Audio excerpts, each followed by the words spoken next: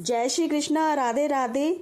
आप सभी भक्तों का मेरे चैनल गोयल अनीशा क्रिएशंस में स्वागत है। भक्तों, आज से मैं वैशाख माह में सुने जाने वाली वैशाख महात्म्य की कथाएं लेकर आई हूं, जो प्रतिदिन सुनी जाती हैं। इसके अलावा आपको मेरे चैनल की प्लेलिस्ट में कार्तिक मास महात्म्य, माघ मास महात्म्य, एकादशी महात्म्य और इसके बाद वैशाख महात्म्य की प्रतिदिन सुने जाने वाली सभी कथाएं मिल जाएंगी। इसके लिए आपसे मेरा निवेदन है कि मेरे इस चैनल को आप सब्सक्राइब जरूर करिएगा और इन सभी कथाओं का श्रवण अवश्य करिएगा। अब मैं वैशाख महात्म्य का प्रथम अध्याय प्रारंभ करती हूँ। मनुष्यों में श्रेष्ठ नर और नारायण को नमस्कार कर और देवी सरस्वती तथा व्यास जी को प्रणाम कर उनकी जय बोलता हूँ। सूत जी बोले, परमेष्ठी ब्रह्मा के पुत्र नारद जी से राजा अम्बरीश ने पवित्र वैशाख माह का महात्म्य पूछा। राजा अम्बरीश बोले, हे ब्राह्मण, जो संपूर्ण महीनों के महात्म्य के वर्णन किए वह मैंने अच्छी तरह से सुने। सभी महीनों में वैशाख माह श्रेष्ठ है, अतः वैशाख का महात्म्य विस्तार से कहिए। मुझे सुनने की इच्छा है। यह मास विष्णु भगवान को प्यारा क्यों है और इसमें कौन कौन धर्म कार्य उन्हें क्यों प्रिय हैं? क्या दान करना चाहिए? उसका क्या फल होता है? ये सब कार्य किस देवता को प्रसन्न करने के लिए करने चाहिए? इस मास में करने योग्य काम क्या है? कौन से कार्य विष्णु भगवान को प्रिय हैं? इसमें क्या दान किस लिए किया जाता है? उसका फल और उद्देश्य क्या है?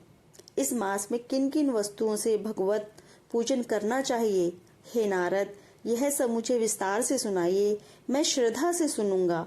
नारद जी बोले, हे राजन, सभी महीनों का महात्म्य पहले विष्णु जी ने लक्ष्मी जी से किया था, जो मुझसे ब्रह्मा जी ने कहा है।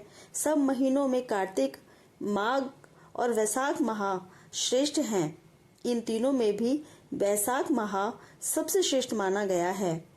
यह महीना माता के समान सब जीवों को अभिष्ट फल देने वाला है। इस महीने में दान, यज्ञ, व्रत और स्नान करने से सब पापों का नाश हो जाता है।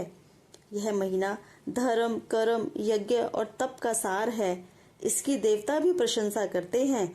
यह मास विद्याओं में वेद विद्या के समान, मंत्रों में प्रणव, वृक्षों में कल्प वृक्ष, गौओं में कामधेनु, नागों में शेष, पक्षियों में गरुड़ के समान है। देवों में विष्णु, वर्णों में ब्राह्मण, प्रिय वस्तुओं में प्राण और मित्रों में भार्या के समान है। नदियों में गंगा के समान, तेजस्वियों में सूर्य, शस्त्रों में चक्र, धातु में सुवर्ण, वैष्णवों में शिवजी के समान, रत्नों में कौस्तुभ मणि तुल्य धर्म के लिए सबसे उत्तम मास है। इस मास के समान विष्णु भक्ति उत्पन्न करने वाला और कोई महीना नहीं है। मेष की संक्रांति वैशाख मास में सूर्योदय से पहले जो मनुष्य स्नान करता है, उससे विष्णु भगवान लक्ष्मी जी सहित अत्यंत प्रसन्न होते हैं।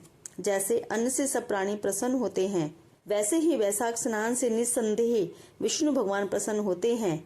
वैशाख स्नान करने वाले मनुष्य और जो उनका अनुमोदन करता है, वह भी सब पापों से छूटकर विष्णु लोक को जाता है। मेष राशि के सूर्य में वैशाख मास में प्रातः काल एक बार भी स्नान करता है, वह महापापों से छूटकर विष्णु लोक को जाता है। वैशाख मास में स्नान करने के लिए जो मनुष्य एक पग भी चलता है, उसे 10,000 अश्वमेघ यज्ञ करने का फल मिलता है, इसमें संदेह नहीं। या एकाग्रचित्त हो जो ऐसा संकल्प भी करता है, उसे भी निसंदेह 100 यज्ञ का पुण्य मिलता है। वैशाख स्नान के लिए धनुष बराबर भी जो मनुष्य चलता है, वह संसार के बंधनों से छूट वैकुंठ धाम को जाता है। ब्रह्मांड भर में जितने तीर्थ हैं, हे राजेंद्र, वे सब नगर बाहर के थोड़े से जल में भी रहते हैं। अर्थात वैशाख मास में स्नान के लिए किसी तीर्थ में न जा सके तो नगर के बाहर किसी जलाशय में स्नान करना चाहिए। यम की आज्ञा से शास्त्रों में लिखे पाप उसी समय तक गरजते हैं जब तक मनुष्य वैशाख स्नान नहीं करता। हे राजन, विष्णु भगवान की आज्ञा से वैशाख मास में तीर्थादि के अधिष्ठाता देवता सूर्योदय से 6 घड़ी तक जल के बाहर मनुष्यों के हित के लिए ठहरते हैं। हे राजेंद्र, उस समय तक भी जो लोग स्नान के लिए नहीं आते वे उनको दारुण शाप दे अपने स्थान को चले जाते हैं। इसलिए बैसाख स्नान अवश्य करना चाहिए। इस प्रकार से बैसाख महात्म्य का पहला अध्याय समाप्त होता है। जय श्री कृष्णा। राधे राधे।